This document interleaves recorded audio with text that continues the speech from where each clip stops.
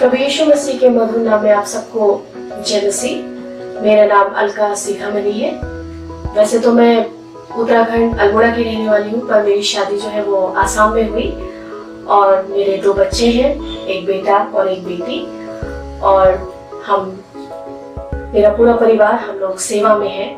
कई सालों से हम लोग सेवा कर रहे हैं आसाम के अंदर में। परमेश्वर ने बड़ी पवित्र बुलाहट से हम लोग को बुलाया और एक दर्शन हम लोग को दिया चर्च प्लांटिंग के लिए और कलीसिया स्थापित करने के लिए। जो लोग खोए हुए हैं उनको बचाने के लिए ये बोझ हमारे अंदर दिया और आज इसी बोझ को लेकर के हम लोग इस आसाम के अंदर में सेवा कर रहे हैं। और कई जगह में कलीसिया स्थापित हुआ है, जैसे कि वेस्ट बंगाल, आंध्र प्रदेश और झारखंड, पोलैंड, आसाम, इन सारी जगहों में हम लोग जो है प्रभु के अनुग्रह के द्वारा यहाँ पे सेवा कर रहे हैं। कलीसिया स्थापित है और प्रभु के दास लोग यहाँ पर सेवा कर रहे हैं बड़े बोझ के साथ। मैं विशेषकर धन्यवाद देती हूँ परमेश्वर को इस सुंदर समय के लिए कि प्रभु ने मुझे समय दिया कि आज मैं आपके सामने कुछ देर प्रभु के वचन को बांट सकूं। और विशेषकर इस वुमेन स्पेशल वीक में मुझे इस चैनल में बोलने का जो मौका मुझे मिला, मैं सबको धन्यवाद देती हूँ और विशेषकर प्रभु को भी धन्यवाद देती हूँ जिन्होंने ये अवसर मुझे दिया। और मैं आशा करती हूँ कि आप सभी लोग आज इस वचन के द्वारा आशीष को पाएं।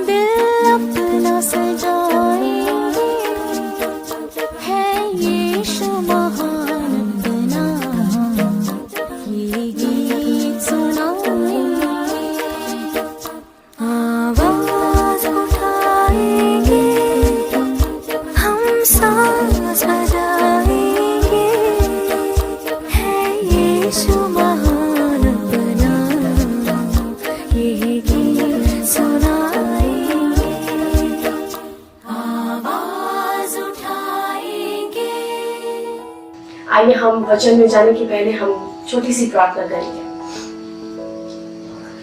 धन्यवाद धन्यवाद हमारे महान जीवित परमेश्वर पिता, मैं धन्यवाद देती हूँ आज के सुंदर दिन के लिए। प्यारे प्रभु जी, धन्यवाद देती हूँ आज आपने ये मौका दिया है कि आज इस थोड़े वचन को मैं यहाँ पर बांट सकूं। परमेश्वर पिता, धन्यवाद देती हूँ प्रभु, आपकी उपस्थिति हम सबको दीजिए। प्यारे प्रभु, जितने लोग आज ये वचन सुनते हैं प्रभु, हर एक जन आशीषित होने पाए। परमेश्वर पिता, हर एक जन जो प्रभु समस्या में है प्रभु, आप छुटकारा दीजिए। हर एक जन जो दुविधा में है पिता परमेश्वर, या किसी भी प्रकार के बंधन में है या किसी भी प्रकार की बीमारी में है प्रभु, आप छुटकारा दे परमेश्वर पिता। और प्रभु आज हर एक के हृदय में आप बातचीत करें परमेश्वर पिता। आपकी पवित्र आत्मा की उपस्थिति हम सबको दीजिए। इस छोटी सी प्रार्थना को प्रभु यीशु मसीह के नाम से मांगती हूँ, आमीन।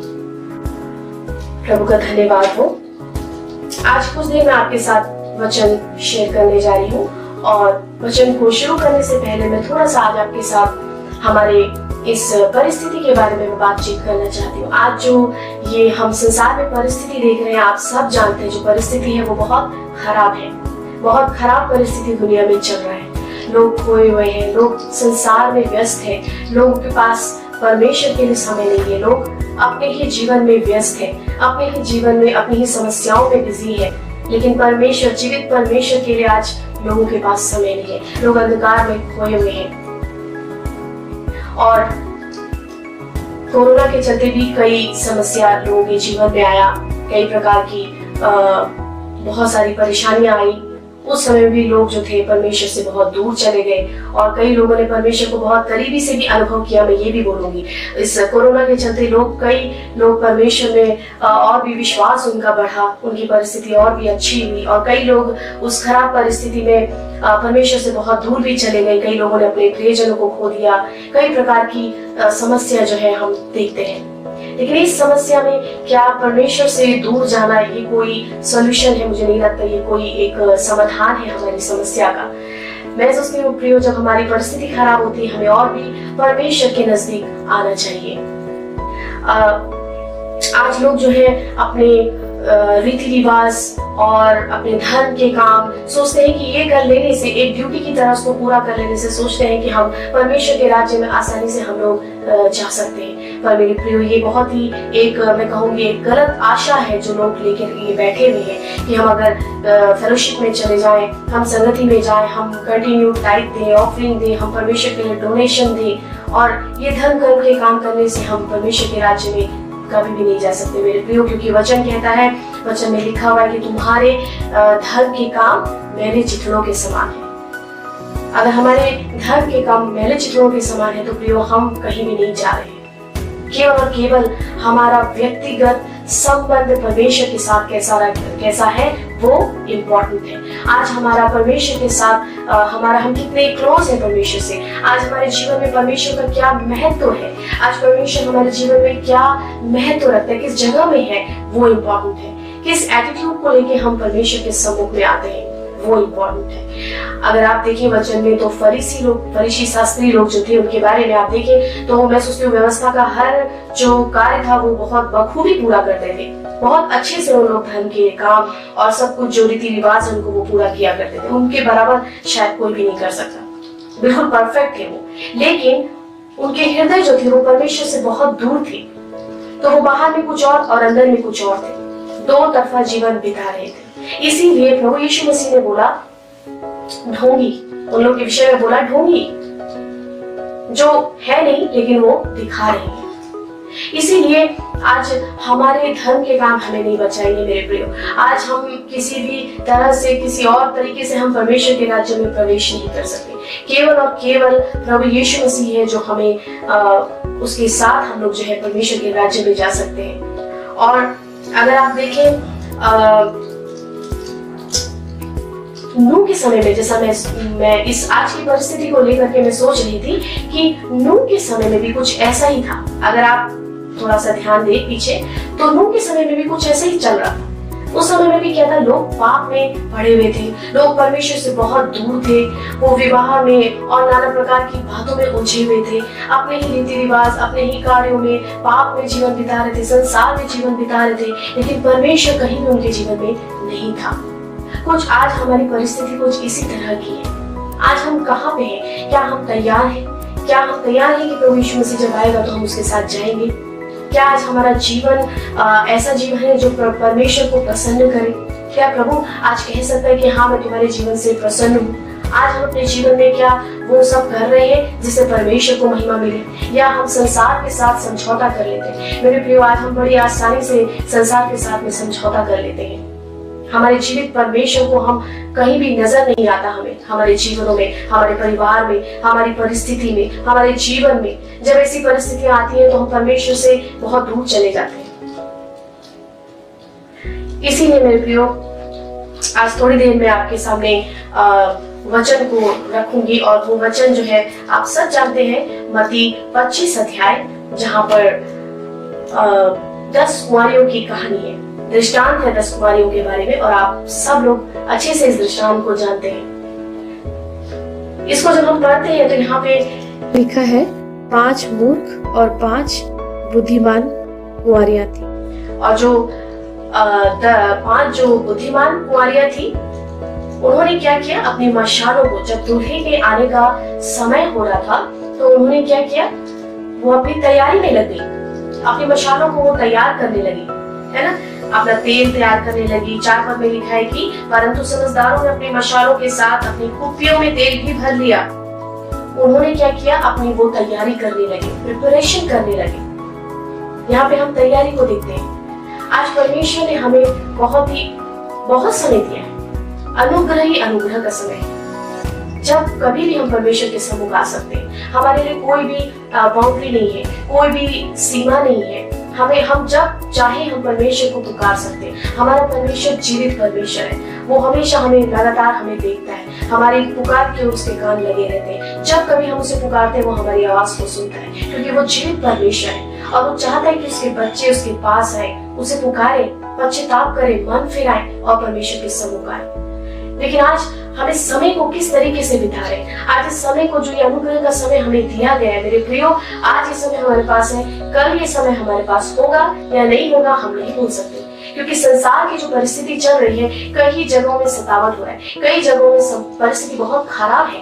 अभी हमारे इन जगहों में ऐसा समय नहीं आया, लेकिन जब कभी ये समय आएगा तो क्या उस समय के लिए हम लोग तैयार हैं मेरे प्रियो? इस समय को हम कैसे अपने आप को तैयारी में लगा रहे हैं? हम अपने आप को कैसे तैयार कर रहे हैं? क्या हम संसार में समय बिता रहे हैं? क्या हम संसारिक रीति से अपने जीवन को चला रहे हैं? क्या हमारे जीवन में परमेश्वर कहीं भी दिखाई नहीं देता? हमारे जीवन में कहीं भी जीवित परमेश्वर का बात कहीं भी दिखाई नहीं देती, हमारे परिवार में नहीं दिखाई देती, हमारे बच्चों के जीवन में नहीं दिखाई देती, हमारे परिवार में, हमारी परिस्थिति में, हमारे जीवन में जब ऐसी परिस्थितियां आती हैं तो हम परमेश्वर से बहुत दूर चले जाते हैं। इसीलिए मेरे प्रियो, आज थोड़ी देर में आपके सामने वचन को रखूंगी और वो वचन जो है आप सब जानते हैं, मत्ती 25 अध्याय, जहां पर 10 कुंवारियों की कहानी है, दृष्टांत है 10 कुंवारियों के बारे में, और आप सब लोग अच्छे से इस दृष्टांत को जानते हैं।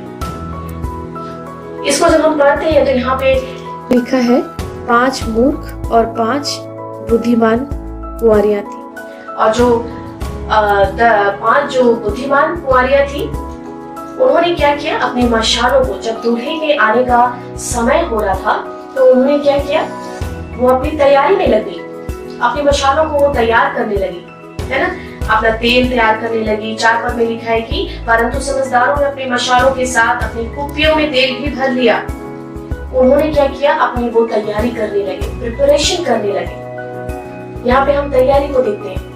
आज परमेश्वर ने हमें बहुत समय दिया है। अनुग्रह ही अनुग्रह का समय है। जब कभी भी हम परमेश्वर के सम्मुख आ सकते हैं। हमारे लिए कोई भी बाउंड्री नहीं है, कोई भी सीमा नहीं है। हम जब चाहे हम परमेश्वर को पुकार सकते हैं। हमारा परमेश्वर जीवित परमेश्वर है। वो हमेशा हमें लगातार हमें देखता है। हमारी पुकार के उसके कान लगे रहते हैं। जब कभी हम उसे पुकारते हैं वो हमारी आवाज को सुनता है, क्योंकि वो जीवित परमेश्वर है और वो चाहता है कि उसके बच्चे उसके पास आए, उसे पुकारे, पश्चाताप करे, मन फिराए और परमेश्वर के सम्मुख आए। लेकिन आज हम इस समय को किस तरीके से बिता रहे हैं? आज इस समय को, जो ये अनुग्रह का समय हमें दिया गया है मेरे प्रियो, आज ये समय हमारे पास है, कल ये समय हमारे पास होगा या नहीं होगा हम नहीं बोल सकते, क्योंकि संसार की जो परिस्थिति चल रही है, कई जगहों में सतावट हो रहा है, कई जगहों में परिस्थिति बहुत खराब है। अभी हमारे इन जगहों में ऐसा समय नहीं आया, लेकिन जब कभी ये समय आएगा तो क्या उस समय के लिए हम लोग तैयार हैं मेरे प्रियो? इस समय को हम कैसे अपने आप को तैयारी में लगा रहे हैं? हम अपने आप को कैसे तैयार कर रहे हैं? क्या हम संसार में समय बिता रहे हैं? क्या हम संसारिक रीति से अपने जीवन को चला रहे हैं? क्या हमारे जीवन में परमेश्वर कहीं भी दिखाई नहीं देता? हमारे जीवन में कहीं भी जीवित परमेश्वर का बात कहीं भी दिखाई नहीं देती, हमारे परिवार में नहीं दिखाई देती, हमारे बच्चों के जीवन में नहीं दिखाई देती? कैसे तैयार कर रहे हैं हम लोग? मेरे प्रियो, हम बहनों के पास जो है बहुत अच्छा एक वरदान जो हमें मिला है, वो है प्रार्थना का वरदान। हम प्रार्थना करने वाले, हम कई लंबा प्रार्थना कर सकते हैं। हम लोग हमारे पास वो धीरज हमें दिया गया, पेशेंस दिया गया, हम पेशेंस के साथ हम प्रार्थना कर सकते हैं। ये वरदान जो बहनों को दिया गया, आइए हम प्रार्थना करें इन दिनों में अपने देश के लिए, अपने लोगों के लिए। इनफैक्ट मैं कहूँगी हमारे परिवारों में प्रार्थना की बहुत जरूरत है। हमारे परिवार में अगर हमारा पति नहीं बचा, हमारे बच्चे नहीं बचे, जिन्होंने प्रभु यीशु मसीह को नहीं जाना, जिन्होंने अपना जीवन प्रभु यीशु मसीह को नहीं दिया, ये जरूरी नहीं कि मैंने अगर क्रिश्चियन परिवार में जन्म लिया तो मैं मसीह हूँ, ऐसा नहीं है। जब तक मैं प्रभु यीशु मसीह को ग्रहण नहीं करती अपने जीवन में, मेरा जीवन परिवर्तन नहीं होता, तब तक ये गारंटी नहीं है कि मैंने प्रभु यीशु मसीह को पाया है। मेरा एक मसीह परिवार में जन्म लेना काफी नहीं है। प्रभु यीशु मसीह के साथ मेरा संबंध कैसे, क्या मैंने अपने जीवन में उसको अंगीकार किया है? क्या मैंने प्रभु यीशु मसीह को अपने जीवन में ग्रहण किया है? अगर नहीं तो मेरे प्रियो हमें प्रार्थना करने की जरूरत है कि प्रभु मेरे परिवार में ये लोग नहीं बचे, मेरे परिवार में उद्धार नहीं हुआ, मेरे बच्चे अभी तक बचे नहीं, मेरे पति के जीवन में कार्य नहीं हुआ या मेरी पत्नी के जीवन में कार्य नहीं हुआ। ये हमारी जिम्मेदारी है मेरी बहनों कि आज हम मिल करके हम प्रार्थना करें अपने परिवार के लिए, खोए हुए लोगों के लिए। आज कौन प्रार्थना करेगा, है ना? एक आवाज आती कि कौन जाएगा।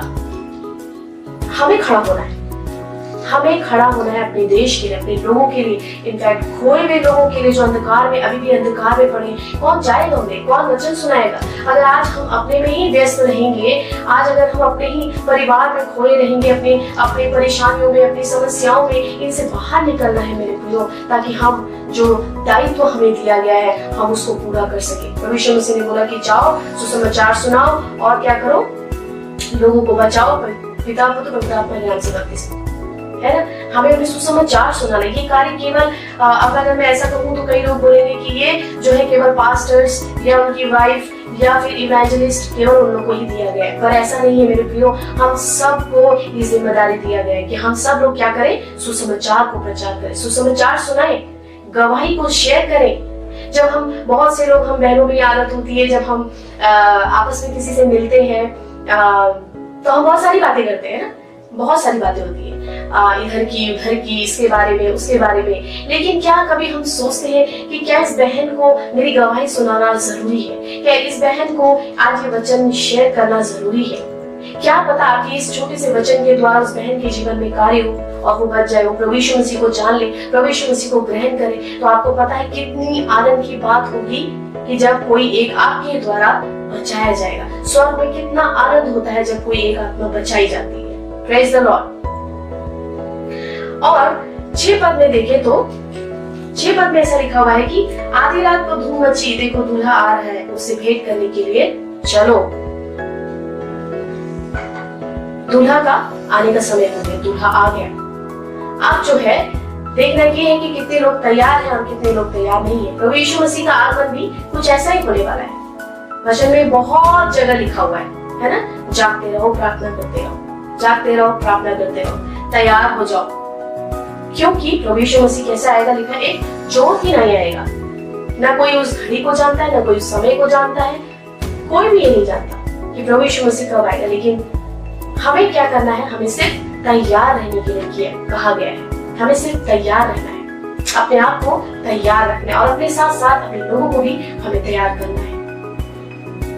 बाइबल में एक जगह में जब यीशु मसीह बोलते हैं अपने चेलों से कि प्रार्थना करो, और आप जानते हैं वो गतसेमनी बगीचे में जब प्रार्थना करने के लिए बोला गया और जब यीशु मसीह वापस आया तो देखता है कि वो क्या कर रहा था, वो लोग सो रहे थे।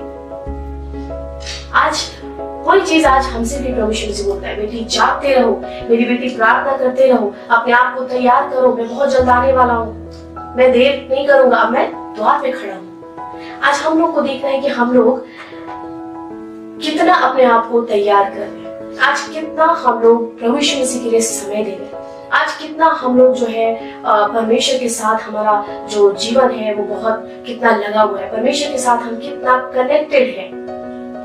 हम सारी चीजों के लिए समय देते हैं ना, हम सारी चीजों के लिए समय देते हैं। अपने बच्चों को टाइम से स्कूल भेजना, अपने बच्चों को टाइम से टिफिन देना, उनको नाश्ता देना, उनको लंच प्रिपेयर करना, डिनर प्रिपेयर करना, और घूमने जाना है तो मार्केट भी जाना है, शॉपिंग करनी, सब कुछ हम बखूबी करते हैं अपने टाइम पे। लेकिन क्या परमेश्वर को जब देने का समय आता है तो हमको ऐसा क्यों लगता है? कई लोगों की धारणा ये है कि प्रभु यीशु मसीह को समय देना यानी कि केवल एक संडे चर्च जाना, 2 घंटा या 1.5 घंटा या फिर 1 घंटा। लेकिन बाकी का जो सप्ताह है, उस सप्ताह में मैं परमेश्वर के साथ कितना उसके करीब रहती हूँ, या मैं कितना समय उसके साथ बिताती हूँ, या मेरा उस सप्ताह में मेरा परमेश्वर के साथ मेरा जीवन कैसा रहता है, मेरा उठना बैठना कैसा रहता है, मैं कैसे परमेश्वर के साथ अपने समय को बिताती हूँ। क्वालिटी टाइम परमेश्वर के साथ मेरा कैसा रहता है। कई बार हम कई चीजों में, नाना प्रकार की चीजों में अपने समय को बिता देते हैं ना। मोबाइल आजकल ज्यादातर समय ले लेता है, मोबाइल आजकल क्या कर रहा है, ज्यादातर समय ले लेता है, कोई चीजें देखने में या फिर बात करने में या फिर कुछ भी चीज, कई तरीकों से हम अपने समय को क्या कर लेते हैं, दूसरी चीजों में लगा देते हैं। लेकिन उस समय को जब परमेश्वर के लिए हमें देने का टाइम आता है तो हम लोग बोलते हैं मेरे पास टाइम नहीं है। मेरे प्रियो, आज अगर हम ऐसा करेंगे तो कल परमेश्वर क्या करेगा? जब हम उसके पास जाएंगे तो क्या बोलेगा वो, है ना? देखा, हे प्रभु कहने वाले लोग, सारे लोग परमेश्वर के राज्य में प्रवेश नहीं करेंगे। केवल प्रभु प्रभु करना काफी नहीं है। मेरा और आपका जीवन, आज जिस इस संसार में जो जीवन हम बिता रहे हैं, वो ये तय करेगा कि हम लोग परमेश्वर के साथ कैसे रहेंगे, परमेश्वर के साथ रहेंगे या नहीं रहेंगे। हमने कैसे इस संसार में रहते हुए अपने जीवन को व्यतीत किया। और 8 पद में लिखा है कि और मूर्खों ने समझदारों से कहा, अपने तेल में से कुछ हमें भी दे दो, क्योंकि हमारी मशालें बुझी जा रही हैं। यहाँ पे देखते हैं कोई तैयारी नहीं थी, कोई तैयारी नहीं थी। वो लोग क्या किया, जब उनके पास समय था तो उस समय उन्होंने क्या किया, वो सो गए, उन्होंने आराम किया। उन्होंने सोचा वो जब आएगा दूल्हा तो हम तब तैयार हो जाएंगे, हम तब तेल ले लेंगे। लेकिन जब धूम मची और जब दूल्हा आ गया, जब ये शब्द हुआ, तो वो लोग हड़बड़ा के उठी और उठने के बाद बोले लगे कि समझदारों से बोली, क्या करो, थोड़ा सा तेल हमें भी दे दो, क्योंकि हमारे पास तेल नहीं है। तो यहाँ पे कोई तैयारी नहीं है। क्या प्रभु यीशु मसीह जब आएगा तो क्या हम भी इसी तरीके से बोलेंगे? क्या हम शर्मिंदा होंगे उस समय जब प्रभु यीशु मसीह आएगा? यहाँ पे हम देखते हैं कि इन 5 जो मूर्ख कुंवारियां थी, उन्होंने क्या किया, तैयारी तो नहीं की, लेकिन उनके पास क्या थी, एक फॉल्स होप थी, यानी एक झूठी आशा उन्होंने लगा रखी थी। अब वो झूठी आशा क्या थी, फॉल्स होप क्या है कि हम परमेश्वर, उस दूल्हे के साथ हम लोग जाएंगे, उस खुशी के उत्सव में हम उसके साथ जाएंगे। ये कैसे संभव हो सकता है? ये संभव नहीं हो सकता है। आप देखिए, अगर एक मैट्रिक का स्टूडेंट, अगर वो उसे बोर्ड का एग्जाम देना है और अगर वो प्रिपरेशन ना करे, तैयारी ना करे और वो ये आशा लेकर के बैठे कि मैं पास हो जाऊंगा, मैं अच्छी डिवीजन से पास होऊंगा, क्या ये संभव है? नहीं, ये संभव नहीं है। ये कैसे संभव हो सकता है? अगर आपको कुछ अचीव करना है, आपको कुछ पाना है, तो उसके लिए आपको मेहनत करनी है। हर किसी को ये नियम है। इस दुनिया में रहते हुए, संसार में रहते हुए हम लोग कई चीजों को पाने के लिए अगर हम कोशिश करते हैं तो हमें उसके लिए कुछ मेहनत करनी पड़ती है। ठीक उसी तरीके से परमेश्वर के साथ जाने के लिए, प्रभु यीशु मसीह के साथ राज्य करने के लिए हमको भी इस संसार में रहते हुए क्या करना है, दुख और तकलीफ उठानी है। झूठी आशा हम लोग को लेकर नहीं चलना है कि हम चले जाएंगे। अगर हर कोई इसी तरह आसानी से परमेश्वर के राज्य में प्रवेश करता तो प्रभु यीशु मसीह को इस दुनिया में आने का आवश्यकता नहीं था। प्रभु यीशु मसीह को इस दुनिया में आके अपना जीवन दे करके, अपना लहू बहा के क्रूस पे जाने का कोई जरूरत ही नहीं था। लेकिन हर किसी को प्रिपरेशन करना है, तैयारी करना है, आराम से नहीं। आज हम आराम का जीवन बिता रहे हैं और सोचते हैं कि हम लोग आसानी से परमेश्वर के राज्य में जा सकते हैं। नहीं मेरे प्रियो, ऐसा नहीं है। पौलुस कहता है कि वचन में लिखा हुआ है कि इस दुनिया का क्लेश, संकट, प्रॉब्लम जो है, ये कुछ भी नहीं इसके सामने, उस आने वाली महिमा के सामने। और एक जगह पौलुस बोलता है कि वचन में कि इस संसार का दुख, तकलीफ, बीमारी, समस्या, प्रॉब्लम, गरीबी, कोई भी चीज मुझे परमेश्वर के प्रेम से अलग नहीं कर सकता। आज हम परमेश्वर के वचन को कैसे पढ़ते हैं, पढ़ते भी हैं या नहीं पढ़ते, हम कैसे परमेश्वर के सामने आते हैं। इसलिए मैंने बोला, जब हम परमेश्वर के वचन को पढ़ते हैं तब हमें हियाव मिलता है। हमें संसार में रहते हुए हम क्या करते हैं, बहुत हमें हियाव होता है कि हम क्या करें, आत्मिक जीवन में बढ़े, हम उन्नति करें, हम तैयारी करें परमेश्वर से मिलने की। उन 5 कुंवारों के पास जो अपॉर्चुनिटी था, जो मौका था, उन्होंने खो दिया, उस मौके को खो दिया। आज हमारे पास भी अपॉर्चुनिटी है मेरे प्रियो कि हम परमेश्वर के सम्मुख नम्रता के साथ, पश्चाताप के साथ, गंभीरता से उसके चरणों में आए और अपने आप को तैयार करें। हम इस तरीके से संसार में अपना जीवन ना बिताएं। परमेश्वर हमें एक बड़े उद्देश्य के लिए बुलाया है, एक बड़े बुलाहट से हम लोग सबको बुलाया हुआ है। इसीलिए हम लोग को चाहिए कि ये समय जो हमें दिया गया है, इस समय को हम कैसे इस्तेमाल करते हैं जानना जरूरी है। आज क्या हम तैयार हैं? आज ये प्रश्न है मेरे प्रियो हमारे सामने कि क्या आज हम तैयार हैं? अगर आज मेरी मृत्यु हो जाती है, अगर आज किसी भी कारण, बीमारी से या कोरोना से या कोई भी, मैं नहीं जानती आने वाले समय में क्या कुछ होने वाला, लेकिन बहुत कुछ होने वाला है क्योंकि हम अंतिम समय में आ गए। इसीलिए क्या जब हम इस संसार से जाएंगे, जिस दिन हम इस संसार से जाएंगे मेरे प्रियो, हमारा जीवन का जो पुस्तक है उसी दिन बंद हो जाता है, हमारा लाइफ उसी दिन बंद हो जाता है और उसके बाद हम सीधे न्याय के सामने जाएंगे। इसीलिए हम को जानना जरूरी है, क्या हम तैयार हैं? क्या मैं तैयार हूँ? क्या आप तैयार हैं? इसलिए आइए हम इस समय को मैं ज़्यादा नहीं लूँगी, अपने वचन को मैं यहीं पे समाप्त करूँगी और परमेश्वर से मैं चाहूँगी कि आप सबको वो इस छोटे वचन के द्वारा आशीषित करें। आप सबको जय मसीह।